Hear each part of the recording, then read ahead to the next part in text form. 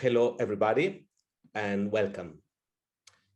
This is the Illustrator Survival Corner online edition. The Survival Corner is an international project by Bologna Children's Book Fair, curated by Mi Master Illustrazione. This one is an Ask Me Anything session.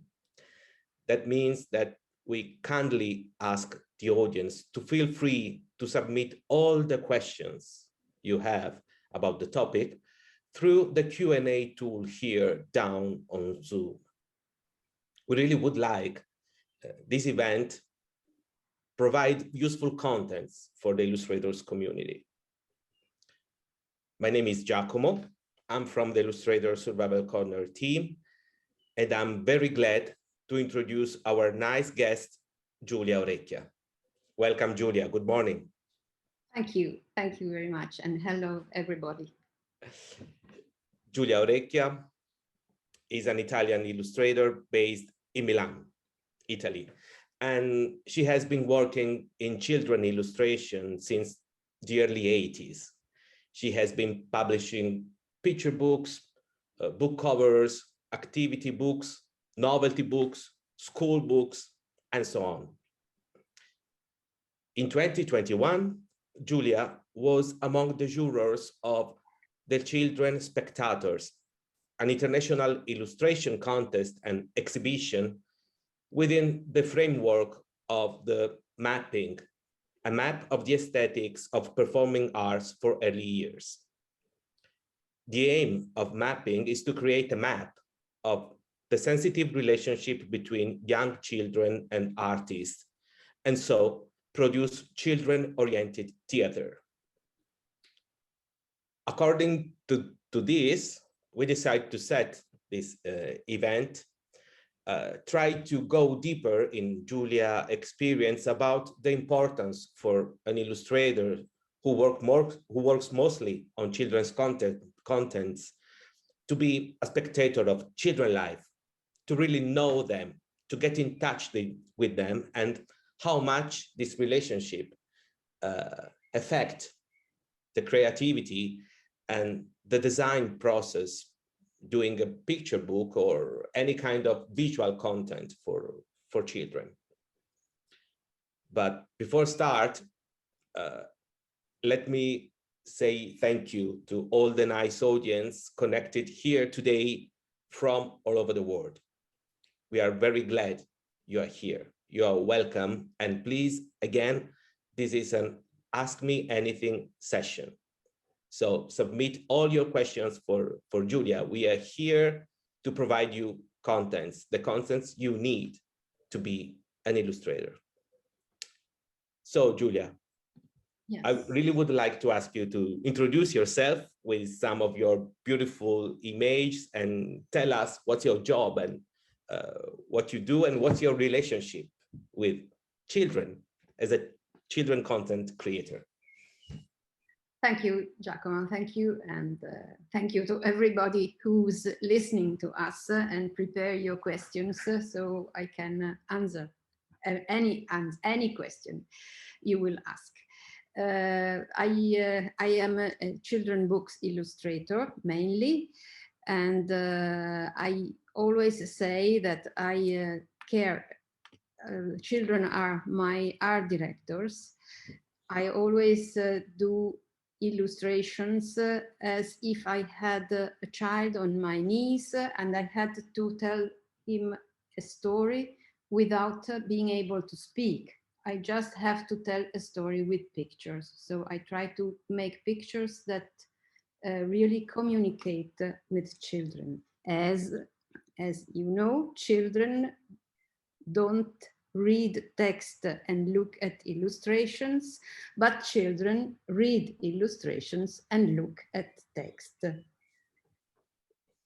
Shall I show some illustration? Yeah.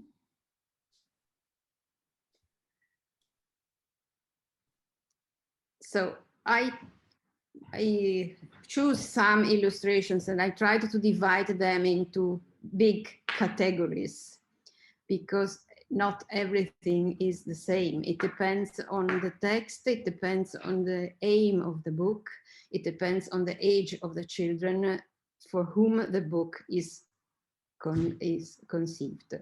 So these are some illustrations of fiction books. They are stories. This is a story written by our Italian writer Camilleri. It's very famous in Italy. And he has written two children's stories, which are very full with fantasy. And this is one of the illustrations where a child listens to a story of his grandfather who's telling a story about these two animals. This is a story by Italo Calvino, who gathered traditional Italian stories and told them with a very, very simple and very particular language, very, very, come si dice, raffinato. Refined. A very refined language, but very simple. So these illustrations, this is a Oz wizard, are all made with the technique of paper collage, but digital, in the sense that all these pieces are cut off from scanned, painted papers, and then used to make the picture. These illustrations come from books written by Gianni Rodari, who is a very famous Italian writer who has written very, very interesting children books. These are animals. This is a book which is not yet published. It was a list of animals and I decided to cut them from pieces of paper with many different colors without looking at the point at the shapes I was cutting. I was just cutting these colored patterns, and I do this because I have learned to do it from children, because when I use collage with children, I see them cutting shapes without caring too much what and when they are cutting. Their only aim is to express what they want to say with the pictures. So I try to do the same as they do. I try to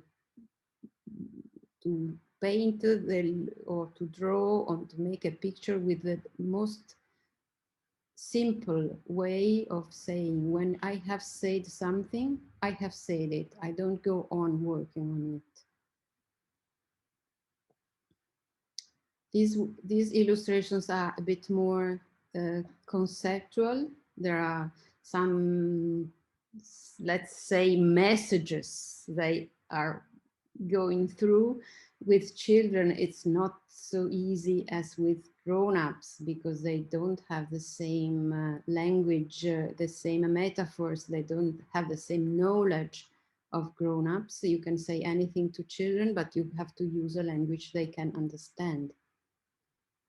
So this is something about ambience, environment, and green economy. This is these illustrations are illustrations for poems, so they are a little bit more poetic than descriptive, and they try to tell children also very complicated concepts, but in a very simple way. This is a picture about integration of children in school. Italian schools are now crowded with children from all over the world. And these are illustrations for songs, typical traditional songs from Italy, from the United States. This comes from a book about music. It's the story of a very famous and important musician whose name is Tartini. He is a violinist from the 16th century. And this book contains the music, and this is the story the artist says he has heard beautiful music in a dream, and this music was played by the devil, and he got up and tried to write the same music he had heard in his dream.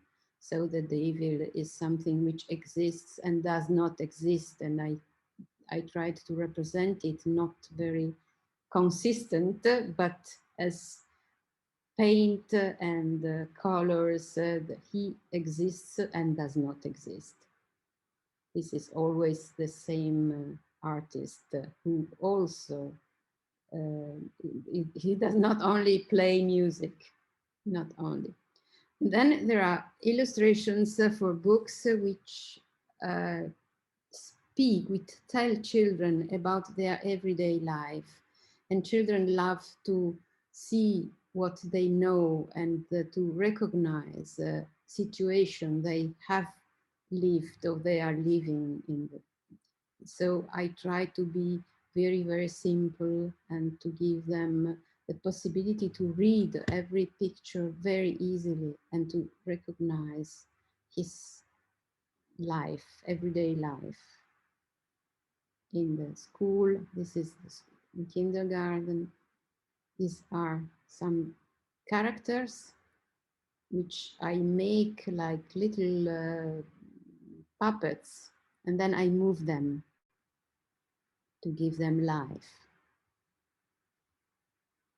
And these are games for children to tell, it's a sort of tombola where they use some images they pick up images to invent stories. And they put these stories in fantastic landscapes.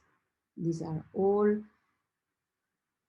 digital, digital collage. This is something more realistic, an old story about the past in Italy.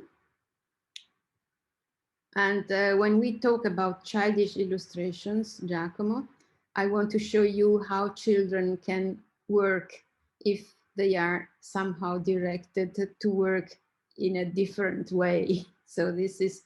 That's amazing. They are 8 years old children, and they have just made this work. We are working for, it's a book written by children and illustrated by children, which will be published in 2 languages, Italian and Arabic, and will be in a book together with another story written by children and illustrated by children from a class in Palestine. And this is the Italian story. When you were saying before that I work with children, it happens very often that I am invited to hold workshops with children as illustrator. And as illustrator of children books, I always try to bring the children, first of all, to make illustrations with a different technique, not the usual techniques they use in school. And then I try to make with them, especially if they are groups, a book, so that every child will make 1 page of the book, and all the pages together will become a whole book. The method I use is the same I would use with illustrators, students. The first step is help me do it myself, like Maria Montessori said. So never do it for them, but they do itself. They are able to do anything very well. The other step is it took me 4 hours, 4 years to paint like Raphael, but a lifetime to paint like a child, because children really are good if they are not ruined by adults.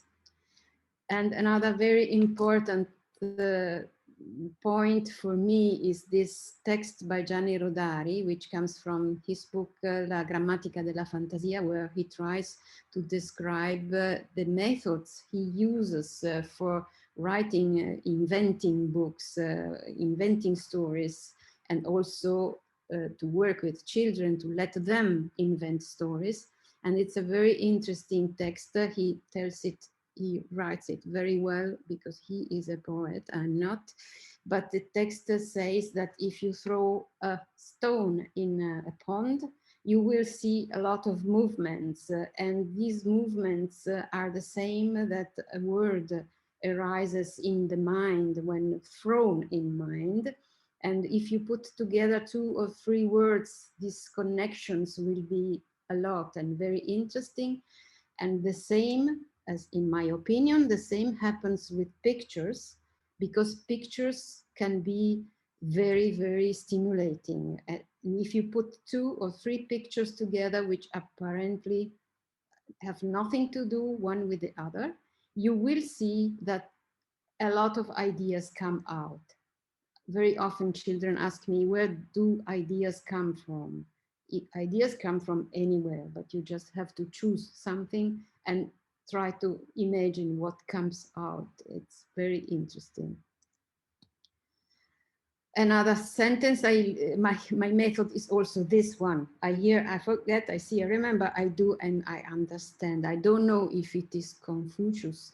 It's doubtful. You don't know who wrote this, but it is very important. So I never try to explain things, but I let people do things, not only children, but also adults. And also for me, this is the same. If I do things, then I really understand how they work. The technique I use with children, and as I have been using it with children a lot, I have learned from children to use it myself for my illustrations, is this one.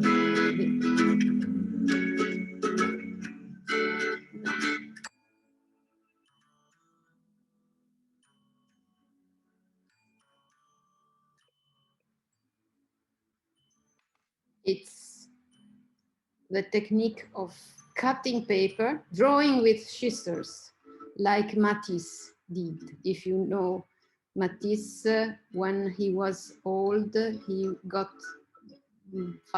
nearly blind, and he made some very, very beautiful collage with the flowers, and he used the scissors like this very, very freely without caring too much. And then he made very big collage. So with children, I think it's important to use nice materials, big formats, big sheets of paper, and let them use everything which is unusual, because unusual is stimulating and it's fun. This is another technique I use a lot, and I have learned from children to use it more and more. And so if you remember the illustrations I showed you before with the animals cut out from patterns, this is the same. And I learned to do it like this, because when I do this without caring of a client or of making a beautiful illustrations, the illustrations is always good. And if I try to make very beautiful illustrations, sometimes I do very, very bad things.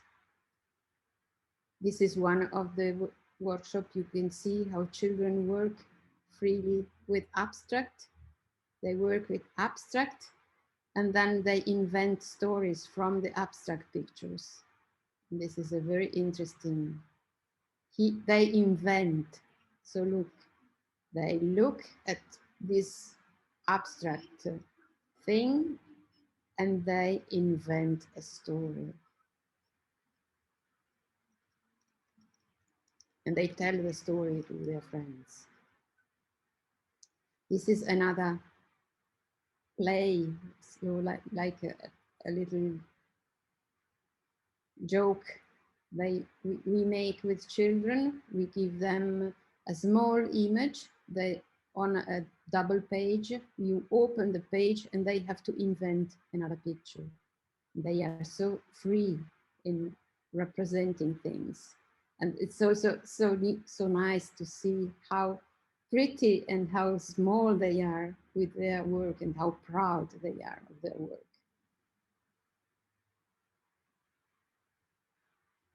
So this is another work I often make with children, which is very interesting. This is about fears, and they have to make something which is very frightful, and then they have to tell how they do to win this fear they have. And the book that comes out is very moving most of times. So this is another picture, another book we make with children about village and what a village is. So I think this is enough. Now. Thank you so much. Thank you so much, Julia. Eh? I start with the first question, and Yes. we have already some questions from the audience, but you said that children, they like unusual materials to draw with, because you think that unusual materials, unusual things is fun and stimulating for them. Okay. And you also said that you learned a lot from children working with them. You were not teaching them something, you were working with them, the same team. You were also learning. So my question is, but what you think you gave to them, what you think you left to them, or what you think in general a children illustrator should provide to children? As illustrator or as workshop? As illustrator, mostly as illustrator. As illustrators, as I said, I try to tell a story and to connect the children who read the book with the story and with the emotions that are told in the story. I hope I succeed in doing this, but I must say that as I am getting old, I meet sometimes children who are grown up, and they are now grown-up people who meet me and say, oh, that book was my favorite. I still remember that book, so beautiful. And this is so, it's moving. It's making a children book is somehow like writing a message in a bottle. You throw it in the sea and you don't know if it will arrive somewhere and if it will be opened and read. But when the time goes by and you discover that it arrived and it remained in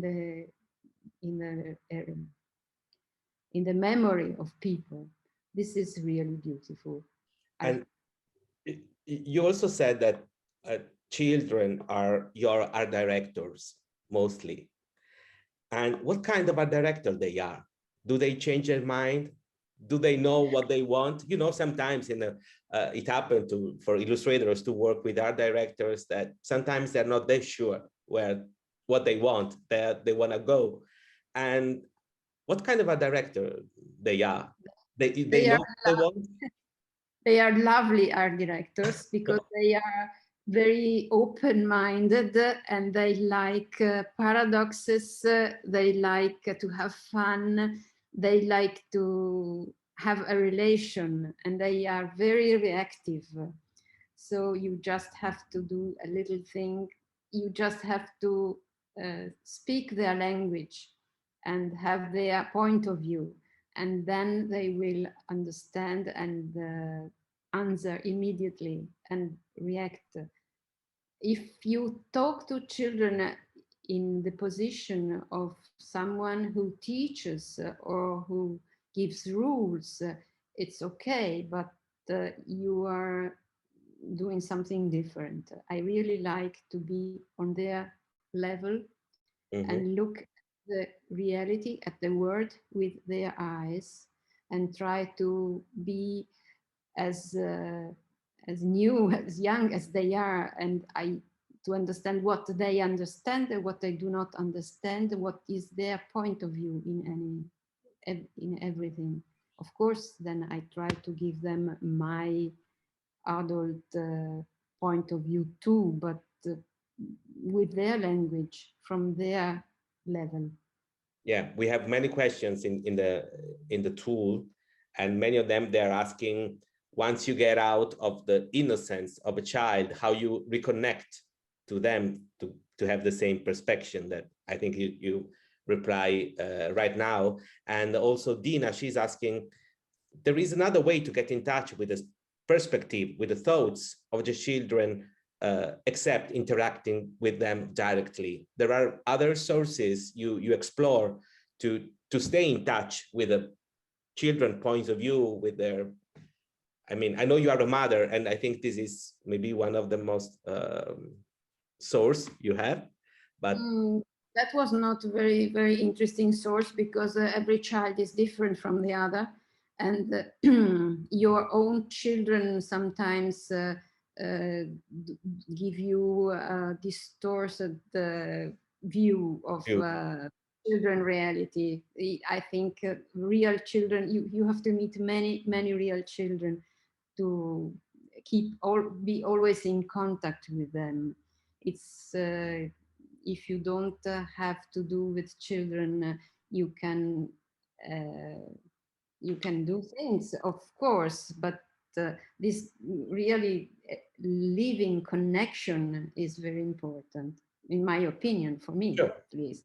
Sure. Mm. And Chandra, she's asking, some illustrators and picture book makers, they seem to speak to adults in their words and image.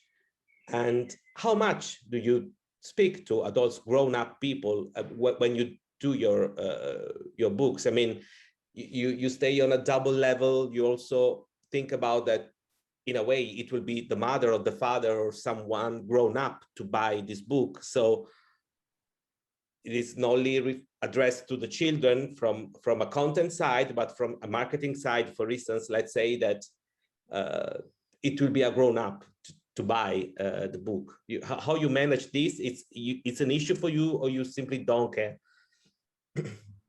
You have to care of a lot of things, because you are working together with the publisher, and the publisher makes a product which has to go to be sold in bookshops. Of course, you have to do something which can be sold, not only read. But uh, apart from that, I do not care for anything else than the persons to whom the book is directed. So if the text is written by a writer who writes, for example, poems which are crossover, they are for children but also for adults, because they contain several levels of understanding, of complication, of complexity. Mm-hmm. I will try to do illustrations which have the same level of complexity. And if the text is intended for 2-year-old children and is very simple and very easy, I will try to use a language which is also very easy and very simple. I try to interpret the book in his whole. I try. I see. I see. And the Alex, text, especially if it's a literary text, it has temperature, it has metaphors, it has a language, a particular literary language. And yeah. then I try somehow to use the same sort of language in the pictures. And again on this topic, more or less, and Mariam, she's asking, how important is it for an illustrator to have a recognizable style? And do you bend for the story or only accept stories that fit into your style? We were just right now talking about stories and text and the environment and the, so you how you manage this? I am ashamed. I do not think I have a style, but I cannot do different things from the ones I make. I try all the time to make different illustrations. I try different techniques. I try different, but at the end, I am always myself, even if I don't want. So I have a style because I must. I cannot do anything else. I know that it's very important to have a style. I think if you have a character, you have a style. It's a language you use, and the more you use it, the more it becomes your language, the more you can say things, the things you have in mind and you want to say. Of course, it's a very, very complicated matter because there is the art history, there is the fashion, there is a lot of different filters in order to read a picture. And pictures are so immediate because as you see a picture, you immediately have a feeling and emotion. And it will be read by any person through the filters of his culture and the knowledge you have. So it's difficult to talk, to speak about style. I think it's a coherence of or each illustrator to have his own language the best and according to his culture and his visual experience. I don't know, it's very complicated. Yeah, it's a big issue. We have a lot of questions for you, Julia. I'll try to summarize some questions on the same topic, okay? Okay. One side, someone is asking, Maria Fernanda, what's your connection with schools, for instance? Do they invite you to hold workshops or how it happened? And Alexandra, she's asking, sorry, I've lost the question. Yeah, Alexandra, how do you create a same level of connection with children during workshops, how in order not to belittle them and to let them trust of you? She asking, you have any ice-breaking tool to start when you meet, I think, a new group of children to have a workshop together, how you break the ice in order to get a deep connection with them? Okay. The first question was, how do I get the commission of workshops? I do not look for workshops except when I organize them in my studio for grown-ups or also for children, but it's very, very rare. I usually am invited either by schools or by public libraries. At least so happens in Italy. And or by festivals.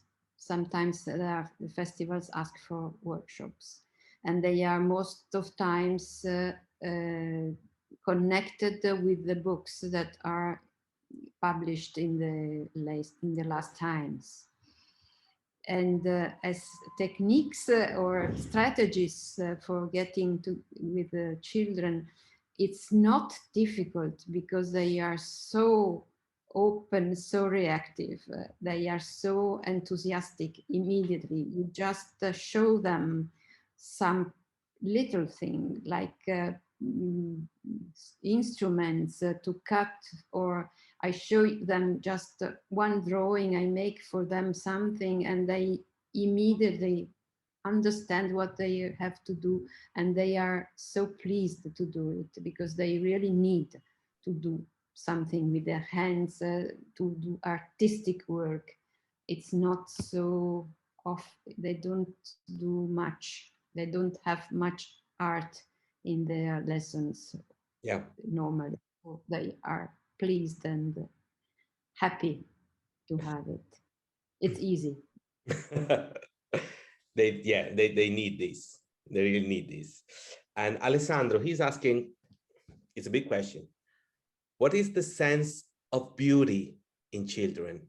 It's like for the grown-ups, and does beauty help telling a story, and has it a role for children? In your experience, did you figure out what is the sense of beauty for children? Because my children, for example, wanted me to buy these pink shoes with the diamonds on it. The children have not the same sense of beauty we have. Of course, some have, some don't have. They are mostly attracted by some things, so where they can recognize themselves, or where there are lots of colors, lots of feeling, lots of emotion, where they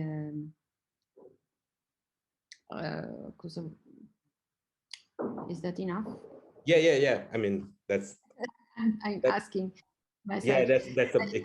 They can be also educated to what we consider beauty.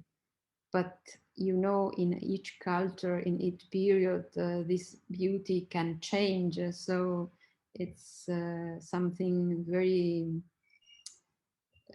not natural. It's something that we learn. Yeah. As instinct, children like something which moves. They like animals, motors. They like colors. Anything, maybe they are so interested in understanding the world. Yeah, and I also think they really do like to get scared, just a little bit, but they like. Yes. Oh, yes, but only if they know that it's just for fake. Yeah, but they really like it too much. They like. And Moningar asking, I do apologize for my pronunciation of all your names. I'm sorry, I try to do my best, guys, but you are from all over the world, and that's amazing, and that's the point. What is the first thing children see in a story, illustration? What impressed them most? You said before, children, they read images and look at the text. And what is the first thing they see in a story or an illustration from your experience? What they are most impressed by? Holes. Holes in the page. I think it depends. Very small children just look at the book as an object. They taste it, they touch it, they sniff it. So more than the pictures, they look at the object, the book as an object. And then when they start looking at pictures and reading pictures, they are so they say. I have not so much experience directly. They look for faces, they look for eyes. So like very small children look for their mother's face. And then they look for things they recognize. So objects, for example, my children, who are not an example, but my children loved the catalogs of children objects like biberon bottles and small toys for children, or they liked very much the kitchen magazines where they could recognize bread and pizza and Coke and And pears and apples and so on. Or so the catalogs of correspondence shops, so the online shops. Yeah. Dina, she's asking, can you say, or if you know, the three most important things you have learned from children that Three. influence your work. Sure. Three. Okay. One. The first one is to care for the meaning of the picture and not for the form. I mean, when this form is not perfect, but it says what I want, okay, it's okay. And then I have learned to have fun and to try to have fun, to connect with emotions and to arise emotions. If you arise emotions within a child, you have made a good illustration, even if it's not perfect for a critic or someone who studies history of art. Mhm. For example, there is a book by Bruno Munari. Munari was a great artist, but he was not a wonderful illustrator. He made a book about, it was a version of Little Red Riding Hood. I think it was a Little Green Riding Hood. And this book has a lot of pages with this girl walking in a wood, and you go on turning the page and you still see the girl in the wood walking, walking, walking. And then suddenly you turn the page and there is a very horrible illustration, but very effective, a black wolf. And so my child, which is not an example, looked at the book, and as we arrived to the wolf, he said, "Ah, we have bought a very beautiful book." So this illustrations was not perfect, but was very effective. I think that's important. Yeah. And number three?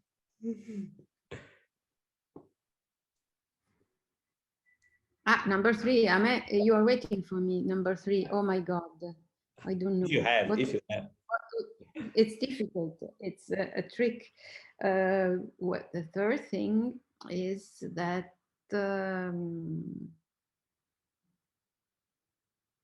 you can also make poetry. You just have to use the right words, the right pictures, Yeah. and some children will understand. Not all, but some will. We have. What I learned also, that children are like adults. There are children who love reading, children who love running, children who love going fishing, and so on. Every child is different, and some will love a book and some other will hate it. It's there are not there are the children do not exist as a whole. They exist as individuals, so they have different tastes. Singularity. Yeah, yeah. Altea, she's asking something I think it's quite interesting. She said, children often draw monsters, strange creatures, but many publishers do not like stories that they believe, quote, may scare them, despite the fact that children are much braver than we see them. What do you think about showing the horror and the uncanny in children's stories? And what you think about, I add, about the publishers who think that you don't have to show horror stories or bad creatures to children? I read a long time ago, and it still is very important for me, a book by Bruno Bettelheim, Mm-hmm. who was a psychologist who used fairy tales with children.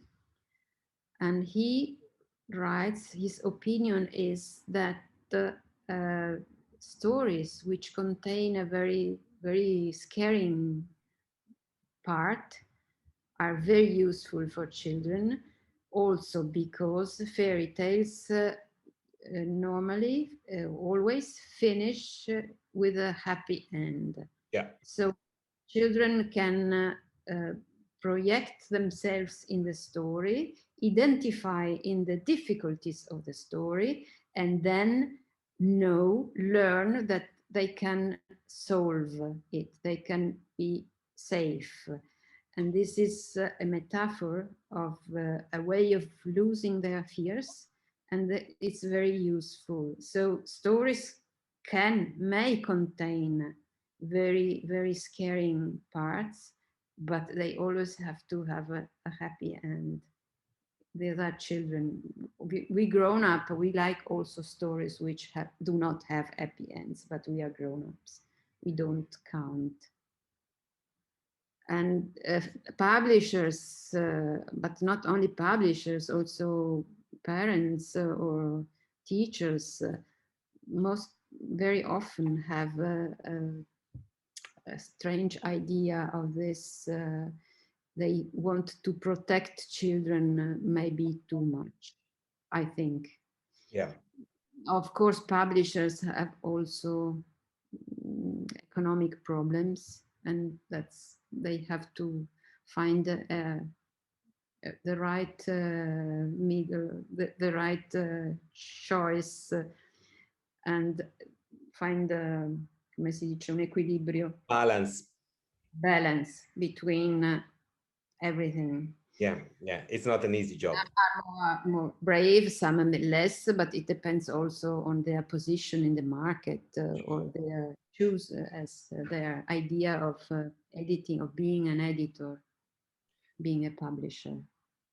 I tried to summarize Alexandra again and Maria Fernanda questions. Alexandra, I think you partly you already replied. She asking, do you think children are more attractive to naive type of illustration that looks like are made spontaneously by children, rather more defined and illustration? And I think you said that for you, as the illustration get the communication points, as the illustration arise, the kind of the emotion you like to provide to children, it's fine for you apart from formal or aesthetic aspects.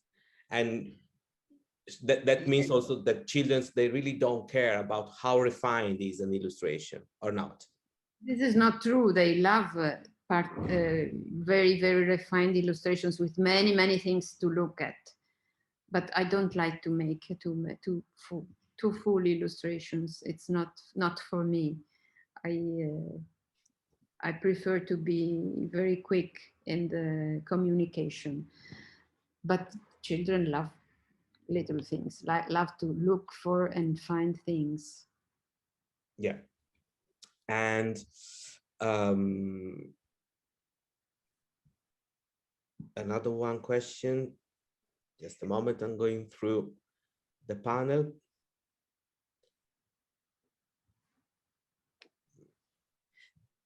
What do you think children like of your books?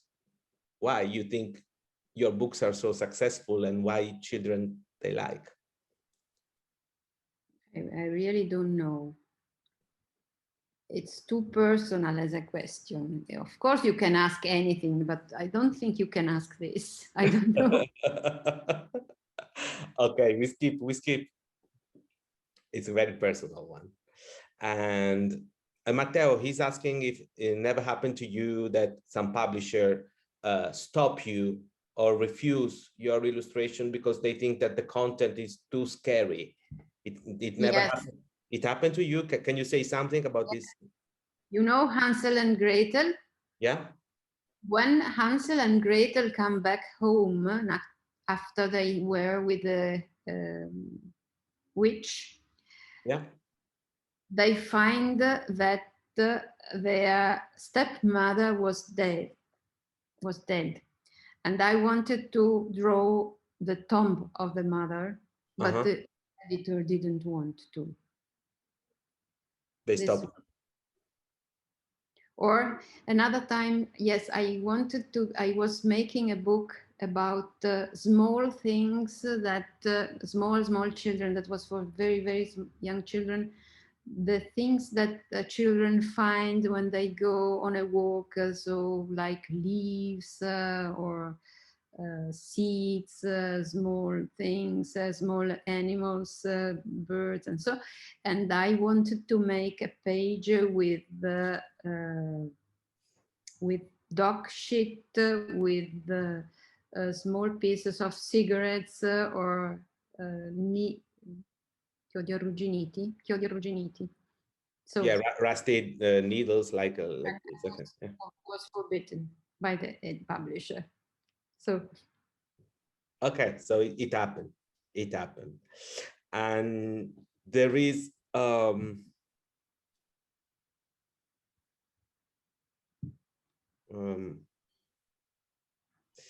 okay, there is a group of questions that are very general one. So I think we can start to reply this one. First one is how you started, how it happened to you, how you started your career, how it happened to you. I started. It's such a long time ago, and times have changed. So when I started, there was in Italy not one school for illustrators, and maybe there were in Italy 50 illustrators or so.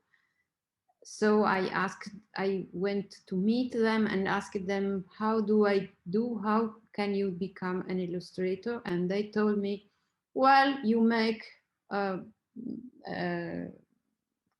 file with your drawings, you go around to the you visit the publisher, you say, I am an illustrator, and you look for work.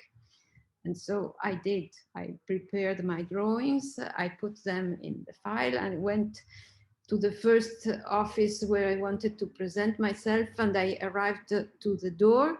I sat on the stair. I stayed there for 10 minutes out of the door, and I went back home. And that was the first time. The second time I was so brave that I rang the bell and I went in with my drawings.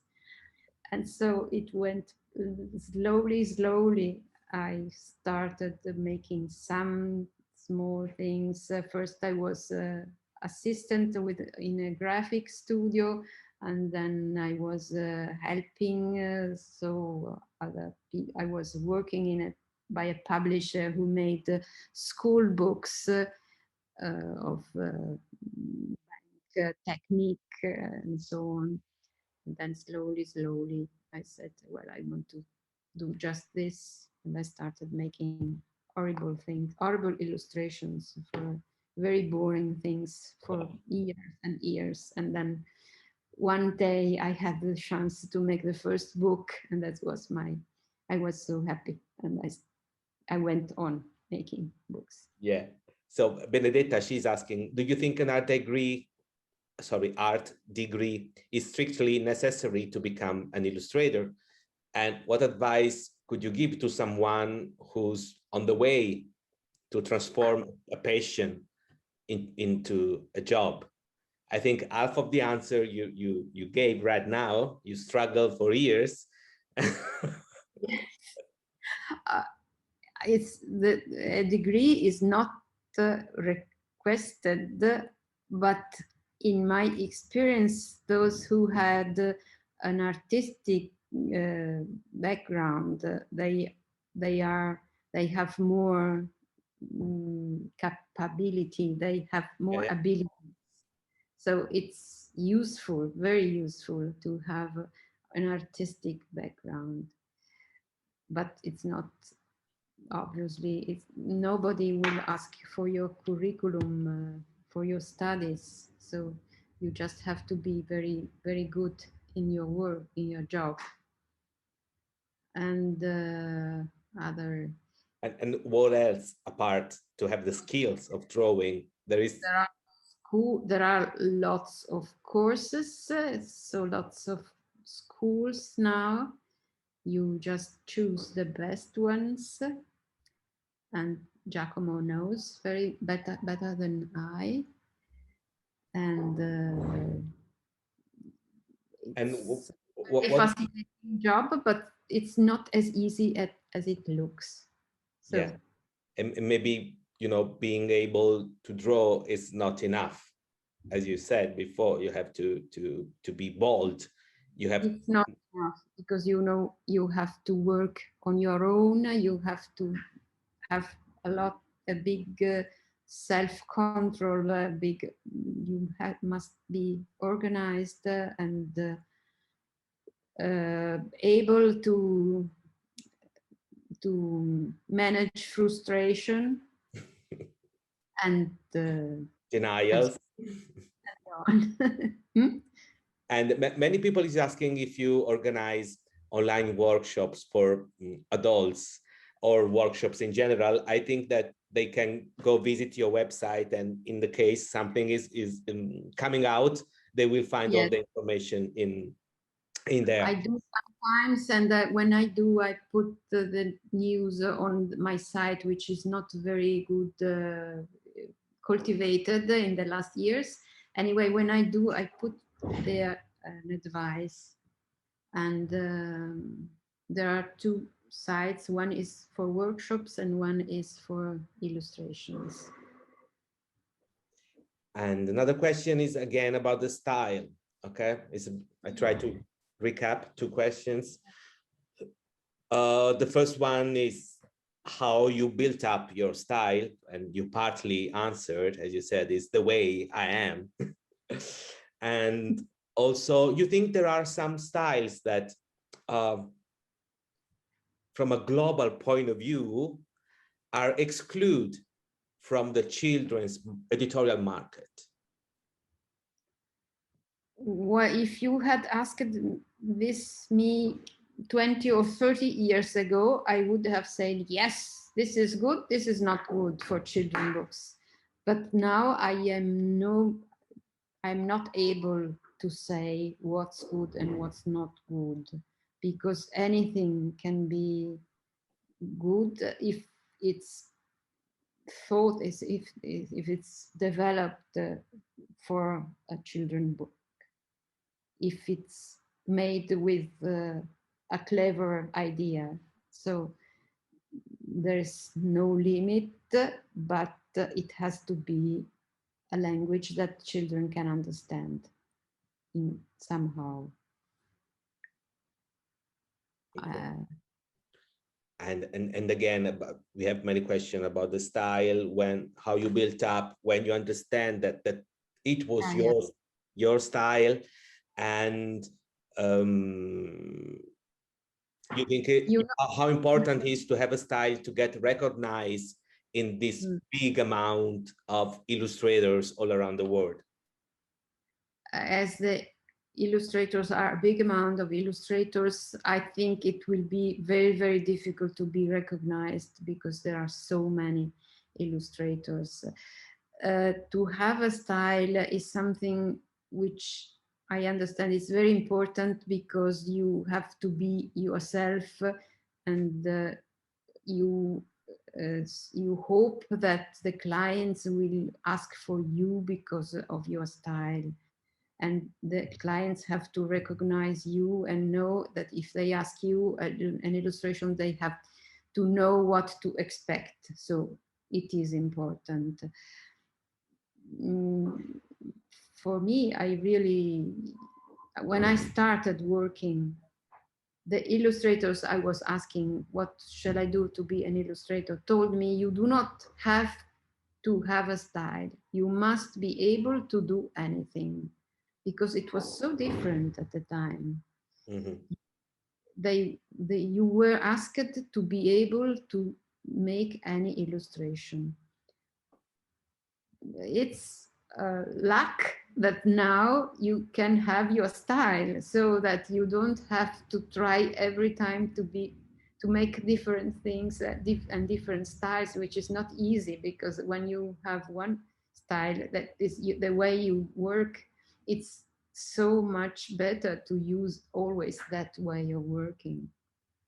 But it's also important to experiment, so don't be too much connected with a style, because it must also evolve in change. Yeah. With age, with times. There are fashions, and you have to be very, very careful with fashions.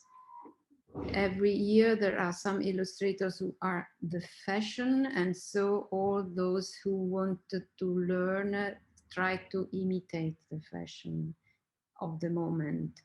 I have done it too. Everyone has done. There was a time when the illustrators, the fashion was very, very soft and rounded and defined illustrations. There were time in which the illustrations were like the fauve, they were wild and they had to be expressionist.